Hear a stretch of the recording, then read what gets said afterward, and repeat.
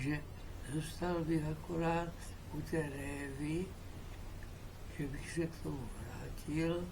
No, protiproud, tak je to stařík takový jak já, on je to mladší možná.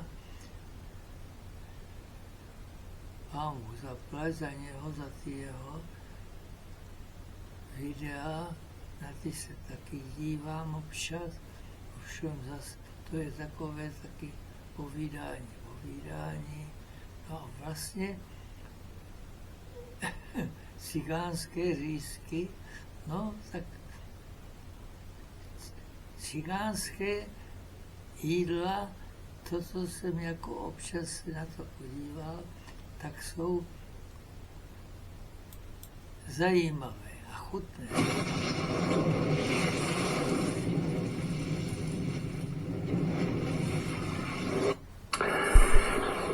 Tak, priatelia, zdravím vás Mário. Vítajte u ďalšieho videjka. Dneska to bude receptík a znova. Bude to jednoduchý receptík, však už ma poznáte, ja mám rád také jednoduché veci, jednoduché recepty a pritom, aby chutili, to je za mňa také najlepšie. No a... Za mňa taky jednoduché, laciné. No Dorinek je tu s nami znova. A bude sa jednať dneska o cigánske rezne, alebo cigánske řízky po česky, že Dorino? No a budú z kuracieho mesíčka. Z kuracieho mesíčka, ja to mám rád, priatelia, takto chutí mi to, ja si myslím, že to bude chutiť aj vám. A pokiaľ ste ešte nikdy nerobili, tak určite skúste a budete prekvapení. Jak to krásne vonia ten rezeň a ešte lepšie chutí. Dobre, tak my sa tu... Ja si myslím, že na dobré masy se nedá pokazit nic. To asi pustíme. Takže dneska cigánske rezne od Mária. A ja by som ešte na začiatok hneď pozdravil. Samozrejme. Takže ja zdravím celú základnú školu Domy Kúčic. My sa dozvedeli, že tam máme veľké množstvo fanúškov, tak ja zdravím vás. Dobre sa učia, poslúchajte učiteľov. No, Maxi, to platí pre teba. Tak, no a... Samozrejme zdravíme všetkých, ktorí nás pozerajú, majú nás rádi. Či už je to Johnny z Ameriky, alebo z Írska, náš divák, z Polska, a proste zo Slovenska, do Senice, do Skalice, do Sudobneříc, všetkých do Brodského. Skrátim ti řeči. Narezal, ani som ich neklepal, zhruba na takéto kúsky, pekne. Áno, takže kilo na také pekné rezne alebo také mini řízečky. A nemusíte klepať, vôbec nemusíte klepať. Ďalej samozrejme miska, to sa o tom nebudeme baviť tak. A hlavne na tú marinádu, ktorej proste si budeme robiť to mesíčko, tak budeme potrebovať 3 celé vajíčka, 3 strúžky cesnaku nakrájeného takto nadrobno, 3 polievkové lyžice zemiakového škrobu, 1 väčšia čajová lyžica mletej, sladkej maďarskej papriky. Nemusíte maďarsku, samozrejme, ja ju mám rád, krásne vonia, pekne chutí, má krásnu farbu. Potom pol čajovej lyžičky kari korenia, ďalej 1 väčšia cibula nakrájaná si zhruba takto, ako tu vidíte. Potom pepř, 1 polievková lyžica sojovej omáčky a ja ešte pridávam pol takovej mini lyžičky nového korenia. Ja strašne mám rád toto korenie. Ja už som to spomínal v niektorých receptoch. Mne strašne vonia, má peknú chuť. Takže asi takto. A tu sol som hovoril, 1 čajová lyžička soli. Tak, to by bolo, priatelia, všetko. Je to znova jednoduchý receptík, veľmi chutný. A my si k tomu urobím zemiakovú kašu, alebo bramborovú kašu. A k tomu domáce nakladané uhorky, jemne pálivé. Mňam, Max si dá možno tatarku, že uvidíme. No ja nebudem už otáľať, pustíme sa do toho, takže my si najprv spravíme tú marinádku. Dorino, biš si pod nohami. Tak, no my ideme na to. To je veľmi jednoduché. Zoberieme si vajíčka, takže 3 vajíčka. Máme domáce z Brodského, moc ďakujeme za ne. Pozrite sa, aké majú krásne žltka.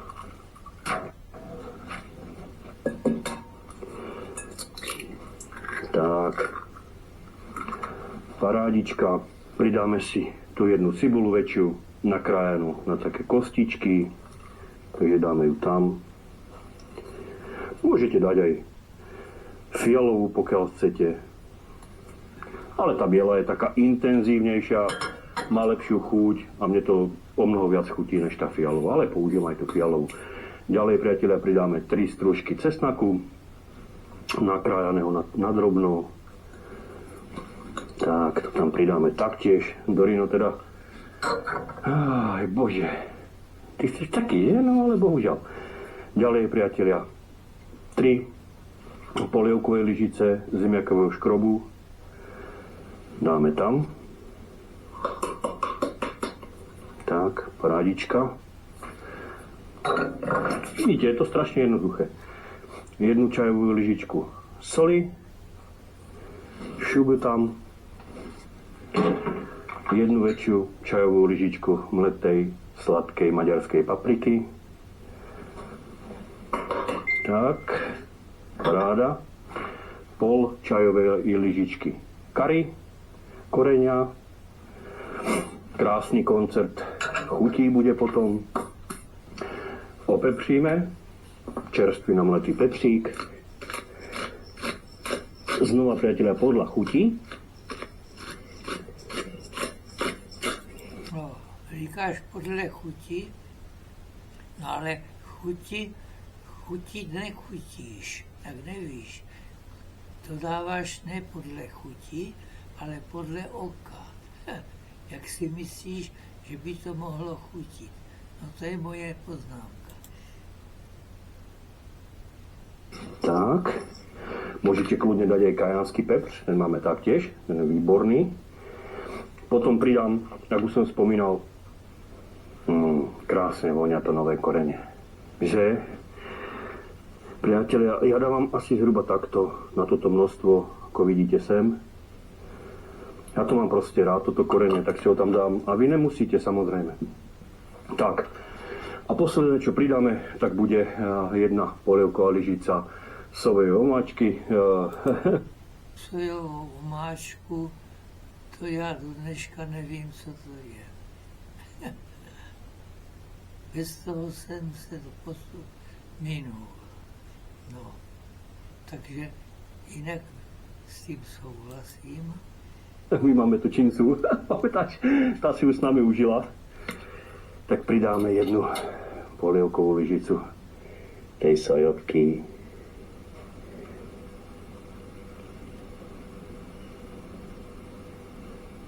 Tak. Výborne. A to by sme mali taký základ na tú marinádku, po ktorej budeme marinovať tie kuracie prsia. Tak, priatelia, teraz to všetko pekne spojte. Premiešajte.